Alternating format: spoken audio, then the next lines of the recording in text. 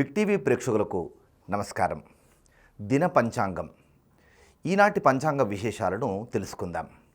తిథేశ్చ శ్రియమాప్నోతి వారాద్ ఆయుష్యవర్ధనం నక్షత్రాద్ హరదే పాపం యోగాద్ రోగ నివారణం కరణం కార్యసిద్ధిశ్చ పంచాంగ ఫలముత్తమం అని పంచాంగ ఫలితం చెప్తారు.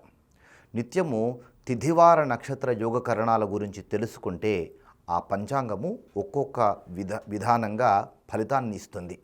ఇక ఈనాటి పంచాంగము తేదీ ఆగస్టు 5, 2024. స్వస్తి శ్రీ చాంద్రమాన శ్రీ కురోధినామ సంవత్సరం, దక్షిణాయనం, గ్రీష్మ ఋతువు, శ్రావణ మాసము, శుక్లపక్షం. తిథి పాడ్యమి సాయంత్రం 6:03 వరకు. తదుపరి విధియ తిథి. వారము సోమవారము. నక్షత్రము ఆశ్లేష నక్షత్రము మధ్యాహ్నం 3:21 వరకు. తదుపరి మఘా నక్షత్రము. ఆశ్లేష నక్షత్రంలో శిశు జననం జరిగితే ఆ నక్షత్ర శాంతి ఖచ్చితంగా చేసుకోవాలి. తల్లిదండ్రులకు శిశువుకు కొద్దిగా దోషం ఉండేటువంటి అవకాశం ఉంటుంది కనుక పండితులను ఆశ్రయించి పూర్తి వివరాలను తెలుసుకోవచ్చు. యోగము వ్యతిపాత యోగం ఉదయం 10:38 వరకు. తదుపరి వరియాన్ యోగము. కరణము భవకరణము రాత్రి 6:03 వరకు. తదుపరి బాలభకరణము. ఈరోజు సూర్యోదయము 5:57 సూర్యాస్తమయము 6:47. వర్జ్యం రాత్రి 4:33 నుండి తెల్లవారుజాము 6:18 వరకు, అనగా ఈరోజు రాత్రి నుండి రేపు తెల్లవారుజాము వరకు అన్నమాట. ఇక ఈరోజు దుర్ముహూర్తము మధ్యాహ్నం 12:48 నుండి 1:38 వరకు. తిరిగి దుర్ముహూర్తము మధ్యాహ్నం 3:22 నుండి 4:13 వరకు. రాహుకాలము ఉదయం 7:30 నుండి 9 వరకు. యమగండము ఉదయం 10:46 నుండి మధ్యాహ్నం 12:22 వరకు. ఇక శుభయోగాల విషయం తెలుసుకుంటే ఈరోజు గుళిక కాలము మధ్యాహ్నం 1:58 నుండి 3:35 వరకు. గుళిక కాలము అనేటువంటిది శుభ అశుభ ఫలితాలను రెండింటిని ఇచ్చేటువంటి విధంగా ఉంటుంది. అంటే ఈ గుళిక కాలంలో మనము ఏది చేసినా కానీ అది మన నుంచి రిపీట్ అయ్యేటువంటి అవకాశం ఉంటుంది. అంటే మంచి చేస్తే మళ్ళీ మనము ఈ మంచి పని ఇంకొకసారి చేసేటువంటి అవకాశం గుళిక కాలం ఇస్తుంది. అదే ఈ గుళిక కాలంలో చెడు పని చేస్తే కనుక మన జీవితంలో మళ్ళీ అలాంటి చెడు ఎదురయ్యేటువంటి అవకాశం ఉంటుంది. కనుక గుళిక కాలంలో సాధ్యమైనంత వరకు మంచి పనులను ఆచరించాలి. వాహనాలు కొనుక్కోవడము, రిజిస్ట్రేషన్లు చేసుకోవడము, బంగారం కొనుక్కోవడము, అప్పులు తీర్చడం లాంటివి గుళిక కాలంలో చేస్తే కనుక ఇంకా చాలా మంచిది. ఇక ఈనాటి బ్రహ్మ ముహూర్తము ఉదయం 4:28 నుండి 5:12 వరకు. బ్రహ్మకాలంలో చేసేటువంటి విద్యాభ్యాసమే కానివ్వండి, అనుష్ఠానమే కానివ్వండి, దేవతార్చననే కానివ్వండి, అది విశేషమైనటువంటి ఫలదాయకమవుతుంది. అభిజిత్ లగ్నము ఈరోజు ఉదయం 11:56 నుండి మధ్యాహ్నము 12:48 వరకు. అభిజిత్ లగ్నంలో చేసేటువంటి పనులు చాలా వరకు సఫలమయ్యే అవకాశము ఉంటుంది. అమృతకాలము మధ్యాహ్నం 1:38 నుండి 3:21 వరకు. ఈనాటి విజయ ముహూర్తము మధ్యాహ్నం 2:30 నుండి 3:22 వరకు. విజయకాలంలో కానివ్వండి, అభిజిత్ లగ్నంలో కానివ్వండి, అమృతకాలంలో కానివ్వండి, ఏవైనా మీరు ఎలాంటి ఆలోచన కూడా చేయకుండా ఒక కొత్త పనును ఆరంభించడం కానీ, ఒక కొత్త ముహూర్తాలను ప్రారంభించుకోవడం కానీ చేసుకుంటే వాటి వల్ల సక్సెస్ అనేటువంటిది ఉండే అవకాశాలు ఎక్కువగా ఉంటాయి. ఇక ఈనాటి గోధూళి ముహూర్తము సాయంత్రం 6:47 నుండి 7:10 వరకు. గోధూళి సమయంలో ఆచరించేటువంటి అనుష్ఠానము, దేవతార్చన, దేవతా ప్రార్థనలు విశేషమైనటువంటి ఫలదాయకము అవుతాయి.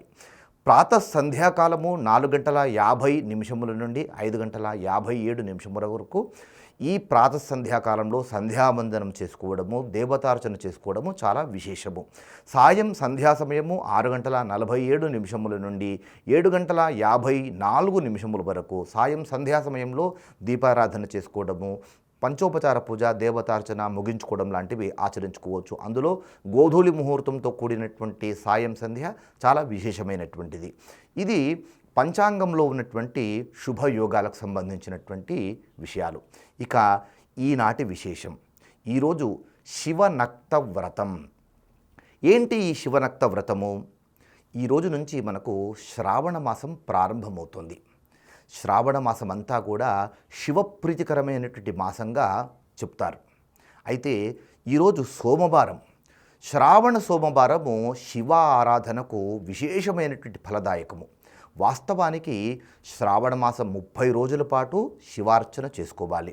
30 రోజుల పాటు శివారాధన చేయలేనటువంటి పక్షంలో కనీసము శ్రావణ సోమవారాల్లోనైనా కానీ విశేషంగా శివారాధన చేసుకోవాలి. ఇక నక్తవ్రతం అనేటువంటి విషయానికి వస్తే, నక్తవ్రతము అంటే ఉదయం నుంచి సూర్యాస్తమయం వరకు కూడా ఉపవాసముగా ఉండి సంధ్యా సమయంలో శివారాధన చేసుకొని నక్షత్రాలు రాగానే నక్షత్ర దర్శనము చేసుకొని ఉపవాసమును విరమించి భోజనము చేయడాన్ని నక్తవ్రతము అంటారు. ఇలా పూర్తిగా ఈరోజు సూర్యోదయం నుంచి సూర్యాస్తమయం వరకు ఉపవాసంగా ఉంటారు. దీనిని శివనక్తవ్రతము అంటారు. ఈ శివనక్తవ్రతాన్ని అంటే శివుని ఉద్దేశించి చేసేటువంటి నక్తవ్రతం కనుక దీనిని శివనక్తవ్రతము అంటారు. ఈ నక్తవ్రతము కార్తీక మాసంలో కూడా ఆచరించవచ్చు, విశేషమైనటువంటి సోమవారాల్లో ఆచరించవచ్చు, మాస శివరాత్రి రోజున ఆచరించవచ్చు, ప్రదోష కాలాల్లో కూడా ఆచరించవచ్చు, శ్రావణ మాసం 30 రోజుల పాటు కూడా ఆచరించవచ్చు. 30 రోజులు ఆచరించలేనటువంటి వారు ఈ శ్రావణ సోమవారం రోజున ఆచరిస్తారు కనుక ఈనాటి విశేషము శివనక్త వ్రతము. ఈ రోజున సూర్యోదయం నుంచి సూర్యాస్తమయం వరకు ఉపవాసముగా ఉండి ధర్మ ఆచరణ చేస్తూ అసత్యముల జోలికి వెళ్లకుండా వీలైనంత వరకు తక్కువగా మాట్లాడడము లేదా మౌన వ్రతాన్ని ఆచరించడము లాంటివి చేస్తూ ఈ రోజున పూర్తిగా సత్యంగా ఉంటూ ఈరోజు సాయంకాలము శివారాధన చేసుకోవాలి.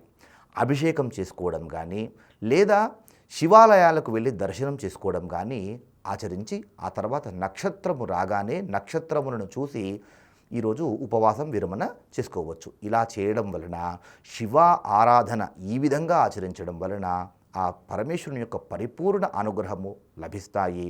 ఐహిక ఆముష్మిక ఫలములు శీఘ్రంగా సిద్ధిస్తాయి. జీవితంలో వచ్చేటువంటి ఆటుపోటుల నుంచి మనకు ఎదుర్కోవడానికి ధైర్యము ఆ భగవంతుడు ఈశ్వరుడు ఇస్తాడు. అయితే నక్తవ్రతములో నక్షత్ర దర్శనం చేసుకున్న తర్వాత కదా భోజనం చేయమంటున్నారు. అంటే ఒక్కో సందర్భంలో ఈ శ్రావణ మాసాన్ని నభోమాసము అంటారు. అంటే నభోమాసం అంటే ఈ శ్రావణ మాసం అంతా కూడా మేఘాలు కారు మబ్బుల్లా నల్లగా ఉంటాయి.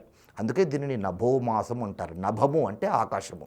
ఈ ఆకాశం అంతా కూడా శ్రావణ మాసంలో నల్లగా ఉంటుందట. అంటే మేఘావృతమై వర్షాలు పడడానికి అనుకూలంగా ఉంటుంది కనుక దీనిని నభోమాసం అంటారు. ఇలా ఆకాశం మేఘావృతమై ఉన్నప్పుడు మరి సూర్యాస్తమయం తర్వాత నక్షత్రాలు కనబడడం సాధ్యం కాదు కదా. అప్పుడు ఏం చేయాలి? సూర్యాస్తమయములో స్నానం చేసుకొని శివారాధన ముగించుకున్న తర్వాత ఒకసారి ఆకాశం వైపు చూసి నమస్కారం చేసుకొని భోజనం చేసుకుంటే కనుక ఈ శివరక్త వ్రతం ఈ రోజున పూర్తి చేసినట్టే. ఇలా ఖచ్చితంగా ఆచరించండి. పరమేశ్వరుని యొక్క పరిపూర్ణ అనుగ్రహము లభిస్తుంది. ఇది నేటి విశేషం. ఇక రేపటి విశేషం. రేపు మంగళవారం, శ్రావణ మంగళవారము. శ్రావణ మంగళవారమున మంగళగౌరీ వ్రతాన్ని ఆచరించాలి అని మనకు సాంప్రదాయము తెలియజేస్తుంది. ఏంటి మంగళగౌరీ వ్రతము, ఎవరు ఆచరించాలి అనే విషయాల్లోకి వెళ్తే మంగళగౌరీ వ్రతాన్ని చాతుర్వర్ణాల వారు అందరూ కూడా ఈ వ్రతాన్ని ఆచరించుకోవచ్చు. ఇప్పటి కాలంలో అయితే ఎక్కువగా బ్రాహ్మణుల ఇంట్లో వివాహమైనటువంటి ఆ బ్రాహ్మణ స్త్రీ శ్రావణ మాసాల్లో వచ్చేటువంటి మంగళగౌరీ వ్రతాన్ని ఆచరించే సాంప్రదాయం కొనసాగుతున్నప్పటికీ కూడా ఈ శ్రావణ మంగళగౌరీ వ్రతాన్ని కొత్తగా వివాహమైనటువంటి పుణ్యస్త్రీ ఏ వర్ణం వారైనప్పటికీ కూడా ఆచరించవచ్చు. శ్రావణ మంగళ గౌరీ వ్రతాన్ని ఆచరించడం వలన ఆ స్త్రీకి వైధవ్యం అనేటువంటిది ప్రాప్తించకుండా భర్త యొక్క ఆయుర్దాయము అధికమయ్యి ఆయన జాతకంలో ఏవైనా అపమృత్యు దోషాలు ఉంటే కనుక అవి తొలగిపోయి ఆ దంపతులు అన్యోన్యంగా చిరకాలము సుఖ సంతోషాలతో ఉంటారు అని సాంప్రదాయం తెలియజేస్తుంది. కనుక మంగళగౌరీ వ్రతాన్ని ఆచరించాలి. మంగళగౌరీ వ్రతాన్ని ఏ విధంగా ఆచరించాలి? ఒక పసుపు ముద్దను గౌరీ అమ్మవారును చేసుకొని ఆ గౌరీ అమ్మవారును మంగళగౌరీ నామముతో ఈ రోజున షోడశ ఉపచార పూజలు చేసుకోవాలి. దీనికి సంబంధించినటువంటి కథలు కూడా మనకు లభిస్తాయి. శ్రావణ మంగళ గౌరీ దేవతను షోడశ ఉపచారములతో పూజించుకొని మంగళ గౌరీదేవి అష్టోత్తర నామములతో కుంకుమార్చన చేసుకోవాలి. కుంకుమార్చన చేసినటువంటి ఈ కుంకుమను పూజానంతరము కథ సమాప్తమైన తర్వాత ఈ కుంకుమను ఆ స్త్రీ తన పాపిటలో ధరించి తన మంగళసూత్రానికి కూడా ఆ కుంకుమను రాసుకొని తన భర్త నుదుట కూడా ఆ కుంకుమను ధరింపజేయాలి. తర్వాత ఇంట్లో ఎవరైనా పెద్దవారు ముత్తైదువులు ఉంటే వారికి కూడా ఈ కుంకుమార్చన చేసినటువంటి కుంకుమను పాపిట్లో స్వయంగా మీరే అద్ది వారి మంగళసూత్రానికి ఈ కుంకుమను అందించాలి. ఇరుగు పొరుగు వారిని, స్నేహితులను కూడా ముత్తైదువులను ఈ రోజున పిలుచుకోవచ్చు. వారిని పిలుచుకున్నటువంటి ఆ ముత్తైదువులందరినీ కూడా మంగళగౌరీ స్వరూపములుగా భావించి వారిని తూర్పుముఖంగా కూర్చోబెట్టి వారికి అలంకరణలు చేసి ఈ కుంకుమార్చన చేసినటువంటి కుంకుమను వారికి కూడా నుదుటికి సమర్పించి మంగళసూత్రానికి అందించి వారికి వాయనములు, తాంబూలములు, ఫలములు వారికి అందించి వారి ఆశీస్సులు పొందాలి. ఈ విధంగా శ్రావణ మాసంలో వచ్చేటువంటి 4 మంగళవారాల్లో ఆచరించాలి. అయితే వ్రతంలో ఇలా 5 సంవత్సరాల పాటు ఆచరించి 5వ సంవత్సరం తర్వాత ఉద్యాపన చేసుకునేటువంటి విధానం ఉంది. అయితే ఉద్యాపన చేసిన తర్వాత ఇక ఈ మంగళగౌరీ వ్రతాన్ని ఆచరించి పని లేదా అండి అని సందేహం వస్తుంది కదా. ఉద్యాపన చేసిన తర్వాత లేదా ఈ వ్రతము లేనటువంటి వారు ఎవరైనప్పటికీ కూడా ఈ శ్రావణ మంగళవారం రోజున గౌరీదేవిని పూజించడానికి మాత్రం అందరూ అర్హులే. గౌరీదేవతను ఆరాధించడం వలన దాంపత్యంలో ఉన్నటువంటి సమస్యలు తొలగిపోతాయి కదా. కనుక గౌరీదేవతను ఈ రోజున పూజించుకుంటే సరిపోతుంది. ఇది రేపటి విశేషము. ఇది మన పంచాంగానికి సంబంధించినటువంటి తిథి, వార, నక్షత్రాల యొక్క విశేషాలు. నేటి తిథి, రేపటి తిథికి సంబంధించినటువంటి విశేషాలు రేపటి పంచాంగంలో మళ్ళీ కలుసుకుందాం. నమస్కారం.